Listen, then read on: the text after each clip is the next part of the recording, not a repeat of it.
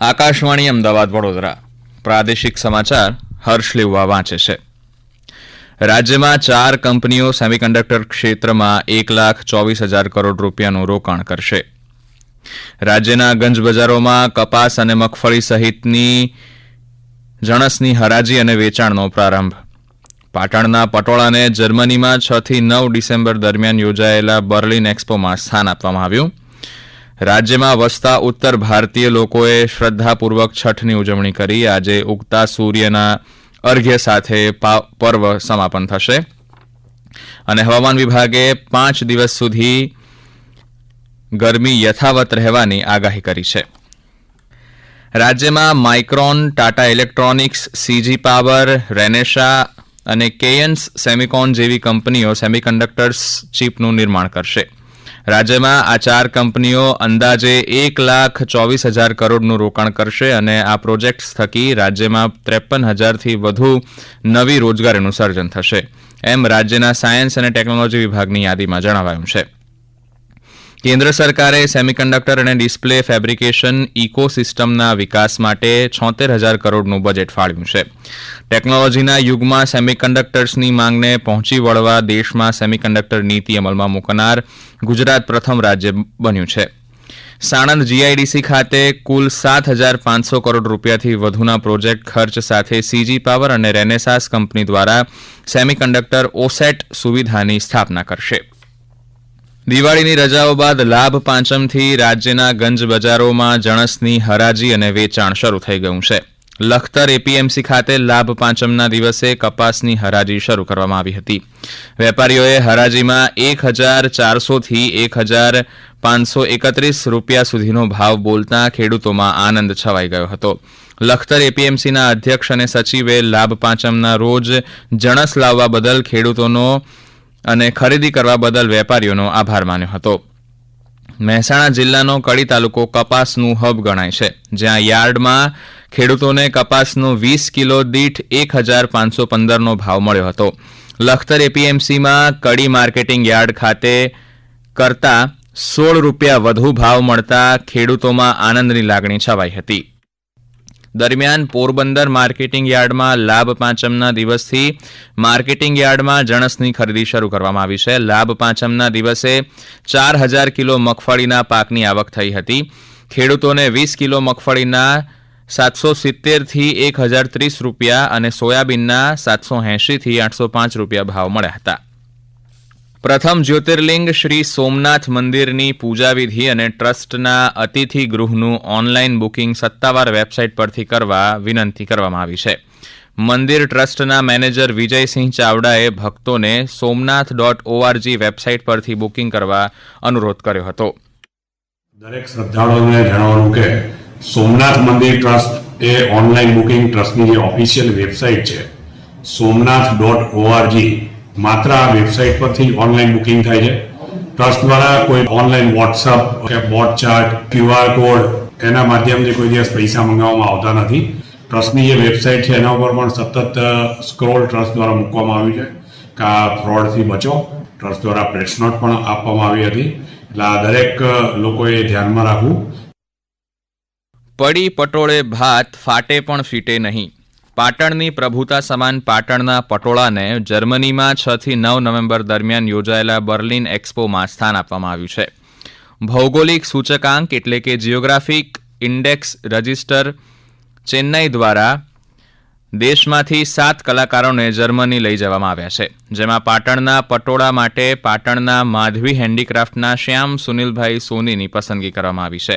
અમારા પાટણ જિલ્લાના પ્રતિનિધિ રમેશ સોલંકી જણાવે છે કે આ એક્સપોમાં પટોળામાંથી બનાવેલ shirt, tie, clutch, dupatta, beach પરના રૂમાલ સહિતની વસ્તુઓ પ્રદર્શિત કરાઈ છે.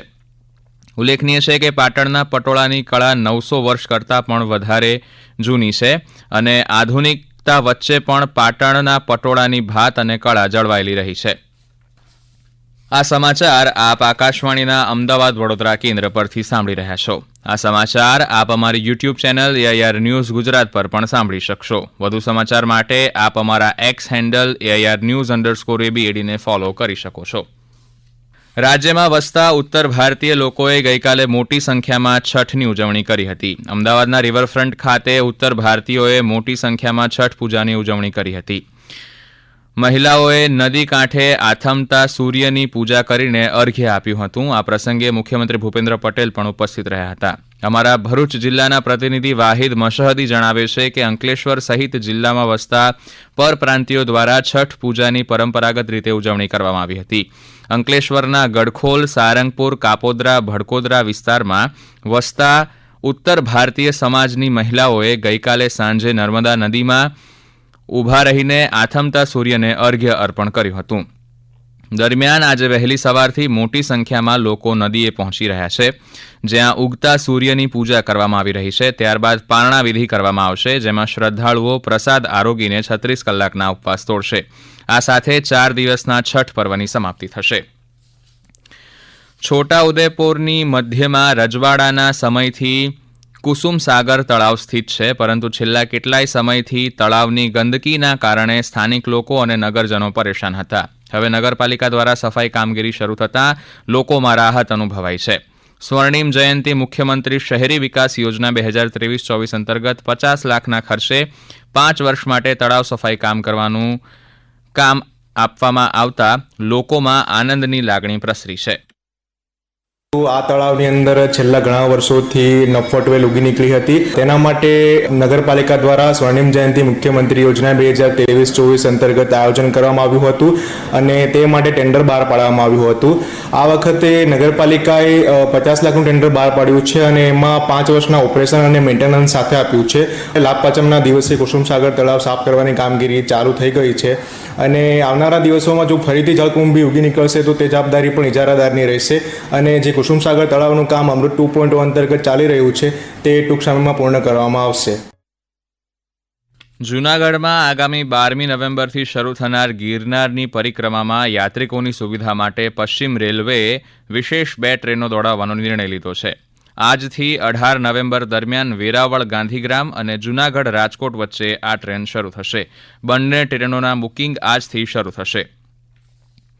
ઇન્ડિગો એરલાઇન્સે ડિસેમ્બરથી અમદાવાદથી નવી ફ્લાઇટ્સ શરૂ કરવાની જાહેરાત કરી છે. 10 ડિસેમ્બરથી અમદાવાદથી કોચી, અમદાવાદથી ત્રિવેન્દ્રમ અને કોલકાતા તેમજ 11 ડિસેમ્બરથી ગુવાહાટીની ફ્લાઇટ્સ શરૂ કરવામાં આવશે. આ સાથે અમદાવાદ વિમાન મથકથી ઇન્ડિગોની દૈનિક ફ્લાઇટની સંખ્યા 72 થશે. રાજ્યના હવામાન વિભાગે આગામી 5 દિવસ બાદ મહત્તમ તાપમાનમાં 1 થી 2 ડિગ્રી સેલ્સિયસ ઘટાડો થવાની આગાહી કરી છે. હવામાન વિભાગના નિદેશક A.K. દાસે જણાવ્યું છે કે આગામી 5 દિવસ કેટલાક જિલ્લાઓમાં લઘુત્તમ તાપમાન 1 ડિગ્રી સેલ્સિયસ ઘટી શકે છે, જ્યારે નવેમ્બર મહિનાના પહેલા પખવાડિયા સુધી લઘુત્તમ તાપમાન અને મહત્તમ તાપમાન સામાન્યથી વધુ રહેવાની શક્યતા છે. तापमान के बारे में आज नो लार्ज चेंज दिया गया है अगले 4 से 5 दिन तक. उच्चतम तापमान दर्ज किया गया है अहमदाबाद में 36.5 डिग्री सेंटीग्रेड, जो अभी भी नॉर्मल से 2 डिग्री सेंटीग्रेड ज़्यादा है. और लघुत्तम तापमान जो है अहमदाबाद के लिए 27.8 डिग्री सेंटीग्रेड, जो -0.4 डाउन हुआ है, जो कि फिर भी अभी भी 3.7 डिग्री ज़्यादा है.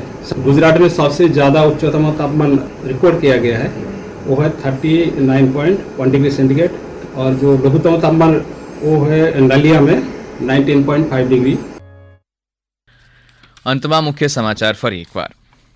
રાજ્યમાં 4 કંપનીઓ સેમિકન્ડક્ટર ક્ષેત્રમાં 1,24,000 કરોડ રૂપિયાનું રોકાણ કરશે. રાજ્યના ગંજ બજારોમાં કપાસ અને મગફળી સહિતની જણસની હરાજી અને વેચાણનો પ્રારંભ. પાટણના પટોળાને જર્મનીમાં 6 થી 9 નવેમ્બર દરમિયાન યોજાયેલા બર્લિન એક્સપોમાં સ્થાન આપવામાં આવ્યું. રાજ્યમાં વસતા ઉત્તર ભારતીય લોકોએ શ્રદ્ધાપૂર્વક છઠની ઉજવણી કરી. આજે ઉગતા સૂર્યને અર્ઘ્ય સાથે પર્વ સમાપન થશે અને હવામાન વિભાગે 5 દિવસ સુધી દિવસે ગરમી યથાવત રહેવાની આગાહી કરી છે. આકાશવાણીના અમદાવાદ વડોદરા કેન્દ્ર પરથી પ્રાદેશિક સમાચાર પૂરા થયા. નમસ્કાર.